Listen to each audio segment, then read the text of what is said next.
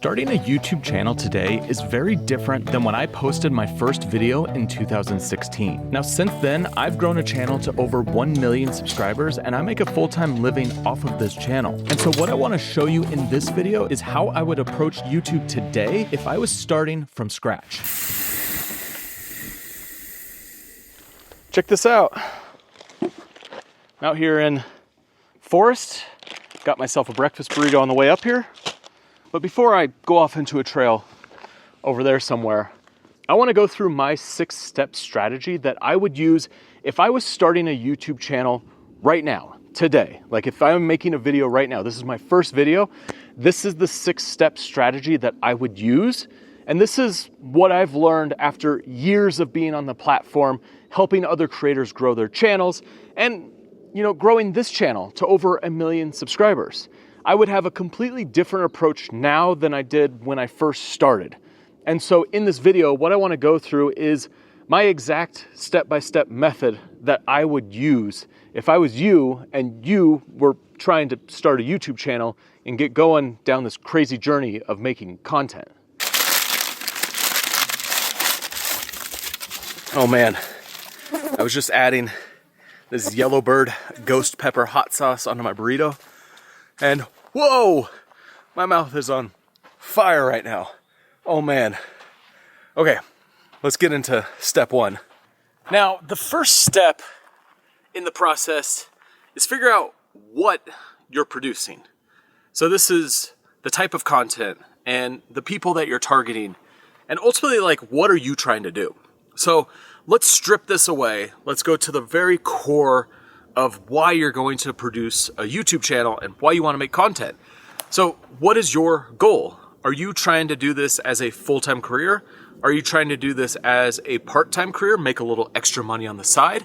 Are you trying to do this for fun? Like, what is your intention with your channel?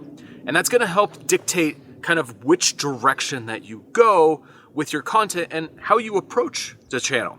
Because if you're someone who's trying to make this a full-time career, well, then you want to start thinking business first. So how are you going to make money off of doing this whole YouTube thing? Is it going to be off of the ad revenue? Because if that's the case, you're going to be looking at making videos with tons of views, getting consistent views over a period of time and just like really blowing up the channel.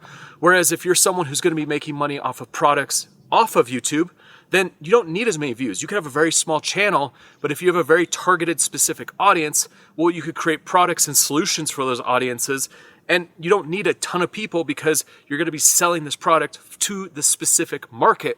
And so you can have a smaller channel with less views. It really depends on what you want to do.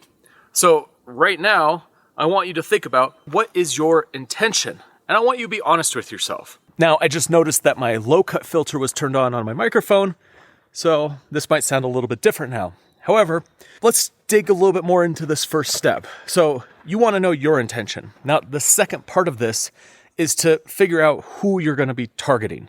So who are the people that are watching your content? On my channel, I target creators. I target those of you who are interested in building a YouTube channel, making videos. And my kind of sub-niche, I would say, would be adventure. Because personally, I like doing adventure-style content, and I love working with those of you who are also making adventure-style content out in the middle of nowhere. That's what I like doing. However, you need to figure out who it is that you are targeting. And what is that person's goal watching your videos? So are they coming to be entertained? Are they coming for knowledge? Are they coming just to learn something educational, something general? Like, these are things you have to think through. Are they looking for inspiration? Are they looking for motivation? Like, figure out what it is that that viewer wants from your channel so that you could best satisfy that. So you're going to be focused on making a TV show around what you're doing. Think of it in that way. So what are the kinds of things that people are going to be interested in that niche, in that genre of content? And you're going to approach it very differently than if you're someone who's doing an educational channel, someone who's targeting someone who wants to learn something specific. Say you're an ocean kayaker and you want to teach others to enjoy ocean kayaking. Well, you're going to have a specific person on a specific part of their journey. So you might be targeting people who are getting into it. You're going to teach them about gear. You're going to teach them about techniques. You're going to teach them about where to go. There's a whole world of content that's very educational, that's going to help someone, but it's not necessarily entertaining the same way that if you were making a entertaining channel around ocean kayaking, then you might go on a 24-hour ocean kayak to some island. That's something that anybody would be interested in and could be a fun video. And it's going to be a little bit different audience than the people who are actually trying to do this for themselves. Now, there's always going to be crossover. There's always going to be exceptions to the rule. This is why I'm kind of talking a lot about this first step, which is figuring out what and why you're making your content. Who's it for?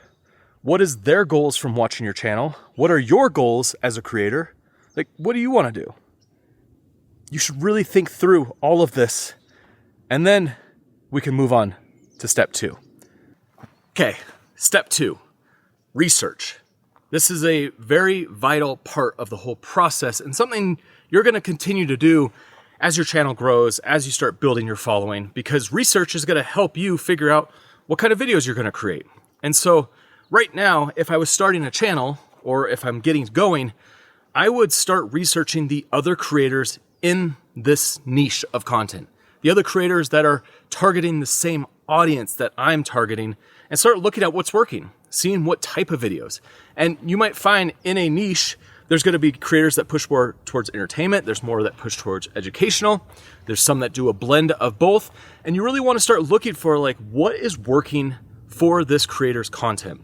Now, I highly suggest start a new channel and start watching videos from all of these creators that are in this specific style of content, whatever you're producing. Because then after you start watching a lot of this content and you come back to your home screen day after day after day, you're going to start seeing new videos pop up, stuff that the algorithm is suggesting that you go and watch. This is a great indication of what's working because the algorithm is going to put videos in front of you that have good watch time, they have good average view duration, they're just good videos all around, because YouTube's whole intention with serving you videos is trying to find videos that you're actually going to want to watch. So the algorithm is looking at all of the data and finding the best videos for a viewer. They're not looking for your video to find the right audience. Rather, they're going audience first, just as I'm talking about. You need to go audience first because YouTube as a company wants to satisfy the viewer. And so they're going to say Avatar A, they like these kind of videos.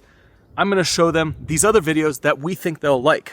And so if you create a YouTube channel where you become the avatar of exactly what your viewers and you're watching all the content, YouTube's going to start feeding you suggestions of videos that do well, videos that perform, videos that are going to be good for that avatar. This is a great technique to be able to start getting the creative juices flowing and figuring out what you're going to produce. And this research phase is something that you're going to always come back to. It's something that I'm constantly coming back to, and I'm looking at new topics and trying new things, and it is very bright. Whoa, this sun keeps going in and out, in and out, in and out. There we go. You're going to keep coming back to this again and again because audiences evolve over time, and your channel is going to evolve. And my channel has evolved multiple times, and I've pivoted, and I've done all these things. But that's also why I've created this 6-part system, because I have kind of struggled at times to figure out exactly what I'm doing, and I've kind of made a lot of content that didn't go anywhere. If I was starting today, I would be way more targeted, way more focused, and really hone in on this audience. Well, that's weird. It says a message. Let's figure out where that goes. No idea. So I'm just gonna hang out here on top of the rock. So being more specific over being more general is definitely a superpower in the world of YouTube. Because if you could be more specific and could target a specific audience, you're gonna grow much faster. If you're approaching this as a business mindset, trying to make money off this, trying to go full time, it's much harder to do a broad general channel than it is to be more specific. I am getting eaten alive by flies up here, so let me get down. And this transcends just YouTube channels. If you are a production company, let's say you are someone who does something very specific. Say you do videos for restaurants and you're very specific at this one type of content. Well, your website and everything that you do is going to be catered towards making that kind of content. Whereas If you have a production company that's general, you do documentaries, you do commercial work, you do some narrative projects on the side, and you have a client come to both websites. Website A is cooking, website B is general. Well, if that client is a restaurant looking for a video made about their restaurant, who do you think they're gonna choose? Even if website B has this amazing footage and all this cool stuff, and they're doing these crazy travel videos, documentaries, big productions, well, most likely they're gonna choose website A, the cooking production company, because they are specialized in this one type of content. And so when you think about a YouTube channel, and if you have that specificity, especially when you're being an educational channel, if you're teaching something, that specificity is really important. But even if you are entertaining, if you can target one type of person or a certain style of content, you're gonna have much more success than if you were just going broad and general and kind of just doing a bunch of random topics on the channel. This research phase is gonna be something you're gonna do again and again, and it's always gonna help pivot and drive what you're doing on your channel. Now, step 3, it's time to make some content, because you don't wanna get stuck in just overanalyzing everything. So the third step of the process is to script, outline, shoot, edit, all the stuff it takes to actually make the video. And I highly suggest, if you're just starting out, using scripts or outlining is really gonna help you on the process. If you just go out somewhere and you're trying to make a video out here, and then you run over, press record, and you jump down, you're like, welcome to my YouTube channel. Well, there's a good chance that you're not gonna know what to say. It's gonna be super choppy. You're not gonna be very confident with it. You're gonna get it all choked up. And so instead of trying to go through all of that, which I did a lot of that when I first started out my channel, I would start with a script, at the very least an outline. And if you're someone who needs a little confidence boost on camera, then having the script is gonna be a huge help in allowing you to make videos and just be yourself on camera. Because what you can do with a script is you can go through that script before you press record. You can sit there, talk to yourself, look in the mirror, or just hang out and try it a few times. But you could get in the habit of talking on camera, because it is kind of awkward at first. Even if you've been doing this for a while, it can be sometimes awkward to just like put on the camera, especially when there's people around. I have the advantage of being out here alone. So for me, it's kind of nice. It allows me to just kind of like do whatever I want, be as crazy I want. Doesn't matter. But if you are like on the street and people are staring at you, yeah, you're gonna feel it. You're gonna sense those eyes, and it's just something that you're gonna have to get over if you are someone who's gonna be hitting record and you're in public. If you're at home, sitting down behind a desk, or you have a nice set, it's even easier, because you flip on the lights and you start recording, and it just makes the whole process so much simpler. And especially when you're getting going, or you're trying to get momentum on the channel, you're trying to be consistent, you're trying to get out a video a week, finding ways to make it easier for you to actually make the videos, but also mentally to be able to get in the mindset to make the videos is gonna be super important. Because once you get the rhythm going, then you can start introducing some different things, and you can start making it more dynamic and put more into your videos. But just getting the process going is one of the most important things, and getting that momentum going, because you wanna get in this rhythm of putting out videos. Because success on YouTube doesn't come from one video.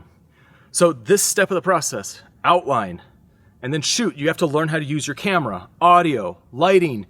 You have to learn how to edit. You have to do all of those things. And here on this channel, that's a lot of what I teach. So if that's something that you want to learn more about, then make sure you hit that subscribe button, turn on the bell notifications, like this video, because on this channel, that is a lot of what I focus on, is helping you make better videos. Bugs. There's so many bugs. It's like the first really hot day up here in the mountains in Southern California. And the bugs are out to play. Now the next step of the process is to upload your video to YouTube and release it. So there's a few key things you need to do when you upload your video. You need to make sure you have a solid title and thumbnail that are targeting your audience. And this is something even on the development stage of the video you should be thinking about, coming up with your title and thumbnail, all of that. But you want to optimize your title and thumbnail. And also, I would suggest coming up with 3 variations of your thumbnail and using the YouTube ABC testing, test and compare, that is built in, because this is going to help figure out what thumbnails work for your audience. And the more that you can do these tests, the more it's going to help. So title, thumbnail. You're also going to want to make sure you have your description set up properly. So if you are someone who is going to be focused on generating leads to be able to make money off of this, then what you're going to want to do is have your description have the proper things in it. And you don't want to have this crazy cluttered description. You don't want to have like 20 different links in there. You want to have one targeted link that's going to what you want your viewers to do after they watch this video. Now, if you don't have just a singular product, then you could use your description to fill with other styles of links, like affiliate links, or if you are offering some sort of service, you could put your services in there. But when you're thinking about your description, you want to make it super clear on what your viewer is doing if you are asking them to do something after they watch your video. Wow, it just got really bright. Okay, back in the trees. And also with the upload process, you have to go through and label everything properly in your video and just get it ready to post. And I highly suggest if you're gonna be trying to be serious about YouTube, you get in a rhythm, whether it's a video every week, a video every other week, 2 videos a week, whatever it is, you wanna try to find a rhythm that works for you, a consistency that works for you, and start making videos on a consistent schedule. The biggest growth spurts that I saw on my channel was when I was doing 2 videos a week consistently for about a year. I just turned off the super intense stabilization. I didn't realize it was punching in so much. But you want to come up with your upload schedule. You want to make sure that you understand everything that you need to do when you're uploading, because there's all these boxes you have to check and all of this other metadata. You want to make sure you have a description that's clear, concise, that's going to be helpful for the person actually watching the video and not just flooded with a bunch of links. And you want to make everything consistent. Title, thumbnail, description, all of it consistent. And all goes back to that central idea that you've created. You know what's pretty cool is this whole area that I'm at used to be an old gold mining town. Like over there in the field, there used to be an entire town. I did a whole video about this area on my second channel. And you can actually see there's one house left still standing and you can go through it. Walking around here, there's actually some mining claims over here. Like areas are roped off. People still mine this area hoping to find the mother lode of gold. They always thought they were going to strike it rich, but nobody actually found the main vein that is said to be out here. But that brings us to step 5, which is analyze and adjust. So every time you make a video, you're going to want to analyze the data on what's happening with that video. And when you're looking at your data, you want to be looking for patterns. You want to see things that are working and double down on that kind of content or strategies that you used when you made those specific videos. So we could do a full deep dive into analytics and what we should look at in analytics. But at its core, what you're looking for is viewers to come to your channel, watch your videos and watch for a long period of time and then watch other videos. So some of the metrics that you want to look at: average view duration. So you want to look at the graph to see when your viewers are dropping off and if there's any dips or if there's any moments where there's spikes and viewers keep coming back. You're also going to want to look at your click-through rate. This is how well your title and thumbnail are performing. If you could start getting your click-through rate higher, that means your title and thumbnail are working better for the audience that you're targeting. Now, a word of caution, if you're doing click-through rate, you get it super high, but then your average view duration is low, that means there's a disconnect between the video and what the viewer is actually getting. So you want to make sure that you're still getting average view duration longer, or average for your channel, while still jumping up your click-through rate. Now, another metric that you want to look at is your traffic source, because you want to see where your traffic is coming from. Is it coming from search? Is it coming from suggested? Is it coming from browse? You might see that different traffic sources are going to perform better. If you're doing a lot of shorts, well, you're going to see shorts really spiking there. Now, another metric that you want to look at is the average views per viewer. So how many videos do they watch typically? If you have one, then viewers aren't coming and watching multiple videos. But if you could get this number to grow, 2, 3, 4, 5, that means viewers are coming, they're watching one video, they're coming back for more videos, they're watching multiple videos, and that's a metric that you want to keep growing because you want to make sure that you're targeting the right people and they're coming back again and again. Now, there's an advanced feature in your analytics that you could go into the advanced tab and you look in the upper right and left-hand corner and you'll have this menu that pops down and you'll see this thing called groups. Now, you can group your content, kind of like playlists, into different groups based on what type of content you're producing. So if you're following a bucket strategy where you're making similar type of content, I would group those videos together. So here on this channel, One of my groups is beginner's guides, because I do beginner's guides for different pieces of gear. Now I can make another group for a different style of content, and I could start comparing these groups against each other, and I can start seeing what's working on my channel. Instead of looking at it as pure individual video basis, you could start grouping videos together and look more broad, because you might find that, well, one group of videos might actually perform much better, so maybe I should put more emphasis on that style of content and not do this other stuff that's not really performing that well. The biggest thing when you're looking in your data is you're looking for patterns. You're looking for things that are bringing viewers to your channel, getting them to watch longer, and getting them to stick around on your channel. And if you are someone who's really focused on income, well, you're gonna wanna look at the RPM and the CPM of videos and really find that kind of content that has higher CPMs and also is making more money. You could start looking at your data and seeing which videos are making more money, and you might use a strategy where you start targeting the videos that end up bringing in more ad revenue because you're focused on making more money on your channel. And oftentimes these videos also are good performing videos for your audience. I've heard different creators talk about a strategy where they just focus on the high earning style of videos, and it ends up actually growing the channel because those videos are the types of videos that the viewer wants to watch, which is part of the reason why they actually generate more income. Now, step 6, it's actually a fairly simple step. Repeat again and again. Step 1 is probably something that you're gonna have solidified and you're gonna just keep going, but it doesn't hurt to go through and reevaluate your goals and what you're doing and what your channel's about. But the rest of the steps, 2, 3, 4, 5, 6, those are all, you're just gonna keep rinsing and repeating. To be successful on YouTube, you really have to give this some time, and you have to put in the reps, and you have to keep making videos. It took me a couple years before I really started figuring out how to make this whole thing work. And my goal is helping you jumpstart that process so you don't have to go through the pain that I went through making hundreds of videos and getting no views on them because I didn't really know what I was doing. And so you just want to go through this process. Research, make videos that are targeted for your specific audience, and then analyze your data, looking for those patterns, looking for those things that are working, and making more of that kind of content. You're gonna find that you'll start building that audience and the momentum will really start growing. And there's no secret hack and there's no special tip that's gonna just make your channel take off. It really is putting in the reps and putting in the time. And you have to be ready to make a lot of videos, because if you wanna build a YouTube channel, look at all the successful creators. Look at how much time and effort they've put into those channels, how many videos they've made. You have to be ready to do that, because making a handful of videos isn't gonna do anything.